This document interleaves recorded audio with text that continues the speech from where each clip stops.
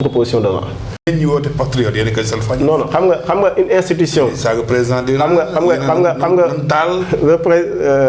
la tête de liste de Benno Bokk Yaakaar pour se détourner du débat public bi nga xamante ne bii Ousmane Sonko invité na ko si Mimi Touré moom mi ngi poser des conditions yoo xam ne c'est des conditions dilatoires. bokk na si respect parce que mi ngi wax ne respect des institutions. mais une institution d'abord c'est quelque chose de sacré institution. nit ki nga xam ne moom moo koy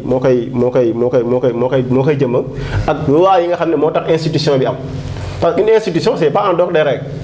une institution dafa am règles yoo xam ne moom moo koy gouverner moom moo koy régir il faut que institution bi d'abord dëppoo ak règles yooyu noonu pour ñu respecter ko parce que règles yooyu noonu mooy c'est ce qui fait la République la loi est au-dessus de tout le monde même au-dessus du président. donc il faut ñu xam loolu noonu maintenant président bu fekkee ni moom du respecter loi parce que président boo xam ne da nga voté da nga restaurer la fonction de premier ministre en procédure d'urgence nga toog pendant 6 mois depuis 6 mois ngay jël des décrets en toute illégalité kooku bu ne institution boobu bëgg nañu respecter ko vraiment bon institution judiciaire boo xamante ni à tout instant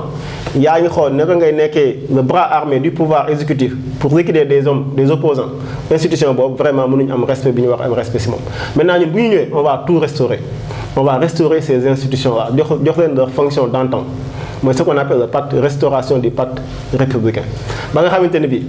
la séparation des pouvoirs. fonction d'antan boobu fa la tàmbalee si Diouf wala Abdoulaye Wade. non dépassé na sax Diouf parce que dafa am ñoo xam ne ñoom ñoo ko théoriser dañ ko hérité la république. ce qu'on appelle res publica waaw mais xam nga dañ koy restaurer ba pare adapté ko à nos réalités parce que ñun dañu jëgaani te on n'a pas eu l'intelligence d'adapter nos institutions avec nos réalités propres c'est ça notre problème moo tax ngay gis ne Sénégal dafa am ñoo xamante ni bokk nañ pourtant code de la famille bi ba nga koy defar dañ ko waxtaane sëriñ si chef yëpp ñëpp penc mi ñoo ko waxtaane ay ñoom jamono sëñ Cheikh Gaïndé Fatma sëñ Fallou ak ñu woote ñëpp ñu toog waxtaane ko xam nga exemple ak noonu xam nga le code de la famille bi ñu koy teg dañu woo ñëpp ñu waxtaane ko mais exigence yi nga xamante ni moom la kilifa yi bëggoon kenn dugal ko ci code ça c'est une information yi nga xam ne moom la kilifa yi bëggoon sañ kilifa diine yëpp dëppoo woon ci après dañ ko écarté dañ ko dindi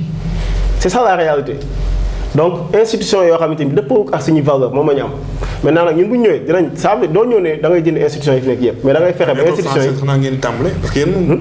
France dégage ngeen wax quand école française ngeen c'est-à-dire que quand on parle de France dégage c'est pas la langue française lépp loo xam ne intérêt ma nga ci rek non c'est-à-dire que quand on parle de France dégage donc on parle de jiital suñu intérêt au-delà des intérêts de la France c'est ça la France dégage parce que ñun xam nañ ne on est obligé d'avoir des relations avec la France on est obligé d'avoir des relations avec tous les pays parce que on ne vit pas en autarcie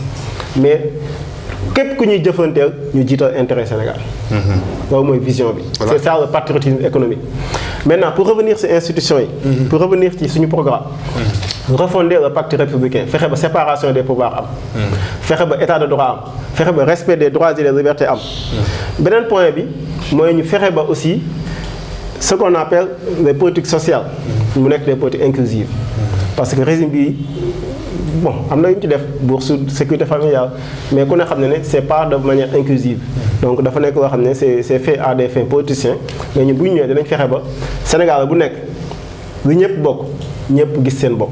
parce que ñiy wax ne Sénégal amul des moyens pour supporter tout ça am na dafa am des niches fiscales yoo xam ne exploité wuñ ko ak aussi exonération fiscale yoo xam ne dafa bëri ci dëkk bi yooyu yëpp bu ñu ñëwee parce que booy wax am na ñoo xam ne dañ naan ñan lañu exonéré foofu noonu non les multinationales ak certaines entreprises qui sont en connivence avec l'État ñooñu dañuy am exonération fiscale yoo xamante ne bi du ñu fay ñooñu bu ñu ñëwee bu ñuy war a fay ñëpp bu ñu fayoon Sénégal dina am koom-koom ba pare nag suñuy ressources naturelles loolu dafa bokk suñu programme ñu fexe ba ressources naturelles yi nga xam ne Sénégal moo ko am convention bu ñu ciy signé convention yi ñu signé yëpp déjà bu ñu ñëwee suñu programme dañ koy renégocier dañ koy examiner bu jaree renégocier ñu renégocier wu ça fait partie de notre programme bi bëri boo xam ne dama si jukk rek ay points yooyu mais li si gën a important nit ñi ko war a porter ay suppléants li ngeen leen defoo ñoom la ñuy doon ay suppléants da ngeen leen di former. bon xam nga heureusement ba suñu programme am na ce qu'on appelle l'effectivité de l'assistanat parlementaire parce que ku ne xam na ne député bi moom bu jàkkaarloo ak ministre bi dafay am des conseillers un peu partout ci domaine yëpp mais député bi moom mën na bañ a am une compétence sur tout transversale dans tous les domaines au niveau économique juridique extra mais ñun dañuy indiwaat ce qu'on appelle assistant parlementaire mu gën a effectif ba nga xam ne député bi dina am ay kàngam yoo xam ne ñoo nekk ci ginnaawam maanaam di ko outiller ba mu mën a porter projet yi ak réformes yi nga xam